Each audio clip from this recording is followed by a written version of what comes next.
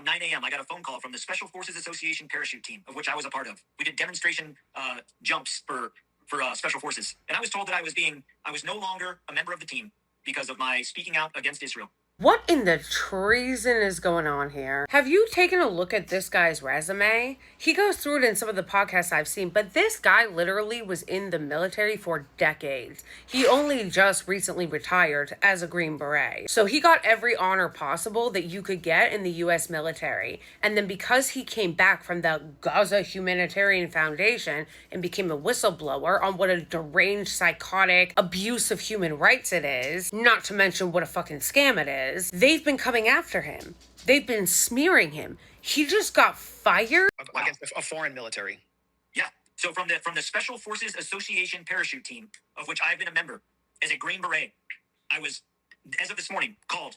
Sorry, you can't be on the team anymore. You know, you with your position on speaking out against Israel, we can't have you representing the Special Forces Association. Really? Wow. That should be telling to so many people that hear this that I swore an oath to the Constitution of the United States of America, not to a foreign government or a foreign military. And if anyone thinks that they're going to intimidate me into not telling the truth over being part of a club, get out of here. Because the truth is more important. He just got ousted from the Special Forces American parachute team because he spoke out against Israel. What the fuck is going on? How is this not offensive to every single fucking veteran? How is this a free country? Although maybe a lot of them don't realize it's happening. I don't think this guy had any idea how much hell he was going to pay once he spoke out against the Israeli regime's genocide in Gaza and how they're treating the Palestinians in this so-called Gaza Humanitarian Foundation. Here's the thing. You guys need to learn about this guy and listen to every single interview he's done, okay? I clipped a bunch of videos of interviews I watched on him on all the podcasts, and there were just too many to be able to put in one video because he did so many interviews the last couple weeks that were all so good. Like, it doesn't matter what platform he was on, whether it was Breaking Points, whether it was clips that he had meeting with senators, whether it was with the Grayzone, whether it was on Tucker Carlson's podcast. Every single interview he did is worth listening to because in every single one, he offers incredibly deep insight into what is actually happening at the Gaza Humanitarian Foundation, his experiences, and his experience in the U.S. military for decades as a Green Beret who's been all over the world and said multiple times, he's never seen anything like this. And now that he's come back and spoke out, our government is going after him? Going after this veteran that served his country for decades? I'm so sorry.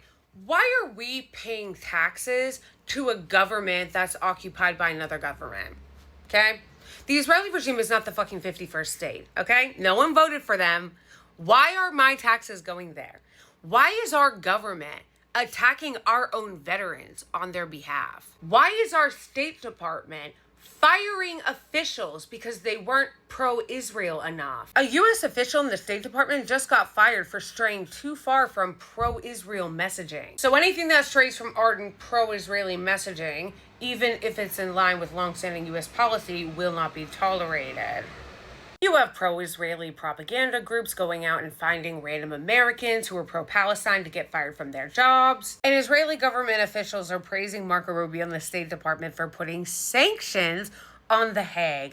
Yeah, that's right. The Hague's trying to hold accountable the people doing the genocide. And Marco Rubio and our State Department are like, hold on a second. We like war criminals. Well, as long as their name isn't Putin. Sorry, but if you're beefing with The Hague, you're probably the bad guy.